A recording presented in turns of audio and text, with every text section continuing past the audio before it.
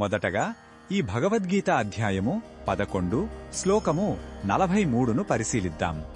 శ్రీకృష్ణుని విశ్వరూపాన్ని చూసిన తర్వాత అర్జునుడు భయం మరియు ఆశ్చర్యంతో నిండిపోయాడు.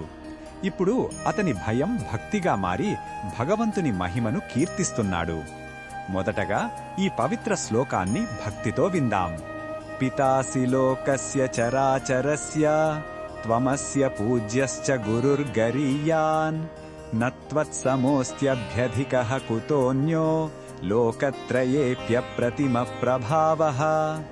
ఈ శ్లోకం అర్థం ఏమిటంటే, అర్జునుడు శ్రీకృష్ణునితో ఇలా అంటున్నాడు: ఓ కృష్ణ, నీవు ఈ చరాచర జగత్తుకు అంటే కదిలే మరియు కదలని సమస్త ప్రాణులకు తండ్రివి. నువ్వే అందరిచేత పూజింపదగినవాడివి. నువ్వే అందరికన్నా గొప్ప గురువువి. గురువులకే గురువువి. ఓ సాటిలేని మహిమగలవాడా, ఈ 3 లోకాలలో నీకు సమానమైన వారు ఎవరూ లేరు. అలాంటప్పుడు నీకంటే గొప్పవారు ఇంకెలా ఉంటారు అని తన భక్తిని చాటుకుంటున్నాడు.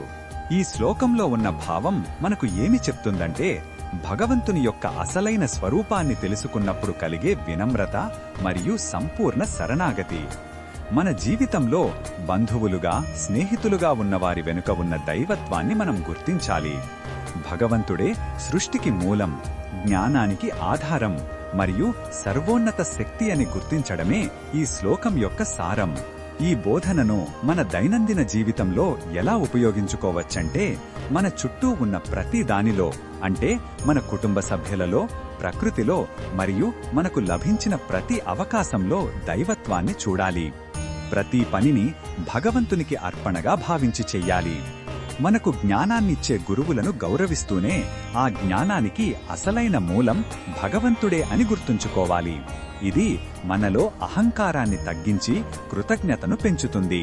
మరిన్ని భగవద్గీత శ్లోకాల అర్థాన్ని తెలుసుకోవాలంటే మా తదుపరి వీడియోలను తప్పకుండా చూడండి.